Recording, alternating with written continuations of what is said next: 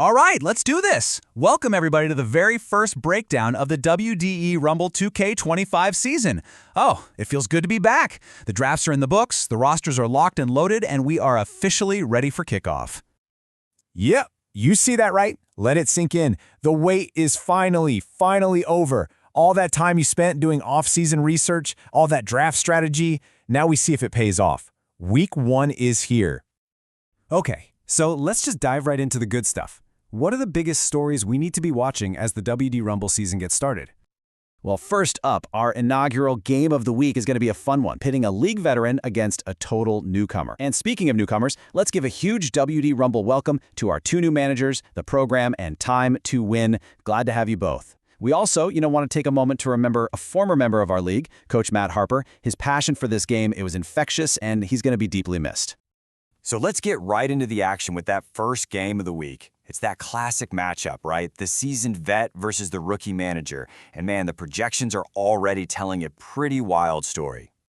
And whoa, right out the bat, you can see that massive projection gap. The Outlaws are favored by more than 35 points against one of our new teams, the program. But hey, you and I both know projections are just numbers on a screen. Let's look at the actual players. Okay, so the program is making a huge risk-reward play right out of the gate. Their sleeper pick, the rookie Ramo Dunze, has an absolute dream matchup. The analytics show the Vikings love to run that too-high safety look, and the data says Odunze should be Caleb Williams' favorite target against it. The risk, though? The risk is all about Jaden Reed. And this just perfectly illustrates that risk. We're not talking about just playing hurt. We're talking about trying something that, according to a physical therapist, just doesn't happen for wide receivers.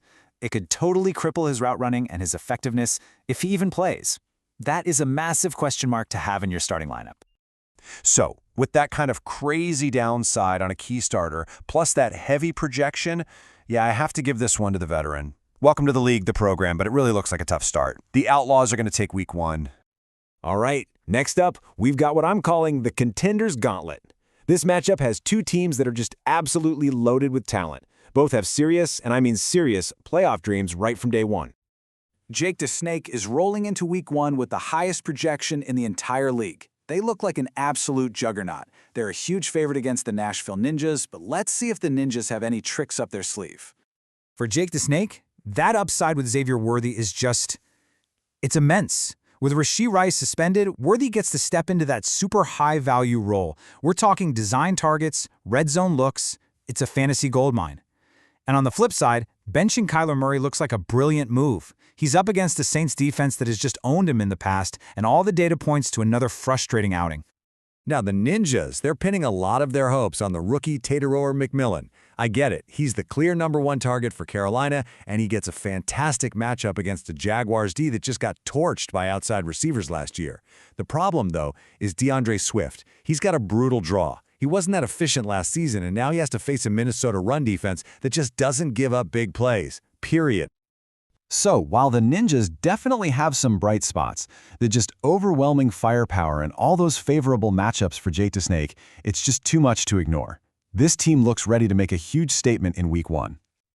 All right, now for a matchup that could really truly go either way. The projections are razor thin on this one. You might be sweating this one out all the way through Monday night. I mean, just look at that. A projected margin of just over 2 points. Willie Beeman versus the Texasians is shaping up to be an absolute nail-biter. Every single catch, every single yard is going to matter here. Willie Beeman is swinging for the fences with George Pickens. Finally paired with a top-tier quarterback, his ceiling is through the roof. The problem is the floor, and that comes from Colston Loveland. He's a talented rookie, no doubt, but his role in the offense to start the season, it's a total mystery, which makes him a really risky play. Now, for the Texasians, they have a fantastic sleeper in rookie Jaden Higgins. He gets to feast on a Rams secondary that was incredibly generous to guys on the outside. But the crucial point here, the thing that could decide this entire matchup, is the health of their superstar Tyreek Hill. He's dealing with an oblique injury, and the data from last season already showed a tiny dip in his metrics. An injured superstar, that's always a major concern. You know, in a game this close, you got to look for the biggest red flags, and an injury to your #1 player is about as big as it gets. I'm giving the slightest of edges to Willie Beeman in what should be a thriller. Okay, now for a real trial by fire. Our other new manager, Tim Z2Win, has to go up against the longtime league veteran in the footballists. Welcome to the league, right? And once again, the projection favors the veteran team by about 9 points. It's not a huge lead, not impossible to overcome, but Team to Win is definitely going to need some big-time performances to pull off an upset here. The football ads have a classic boom-bust lineup this week. Rashad Bateman is a pure deep threat, and if he connects on just 1 or 2 long balls against the sometimes shaky Bills secondary, he could win them the week. But their quarterback, Dak Prescott, is facing a truly elite Eagles pass defense. They gave up the fewest yards per attempt last year. That is just a brutal situation. Our newcomer, Tim E2Win, has a great sleeper in Austin Eckler. The Giants were just awful against receiving backs last year, and that is Eckler's bread and butter. The problem is at tight end.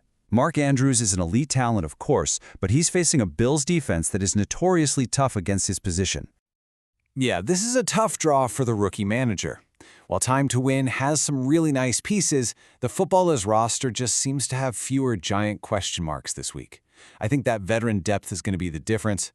The Footballers get the win. All right, that covers our featured matchups for the week. So let's just do a quick rundown of everything. Here it is, your complete Week 1 cheat sheet with all of our predictions. So along with the winners we already talked about, we're also projecting player 456 to pull off a slight upset and for the Macheteros to get their season off to a really strong start. And that's a wrap on our Week 1 kickoff. You know, some teams look like absolute powerhouses right out of the gate, while others are already facing some tough questions. But you have to remember it's a long season. A win or a loss this week doesn't define anybody. The real question is which of these rosters has the depth, has the strategy to go all the way. We'll start finding out on Sunday. Good luck, everyone.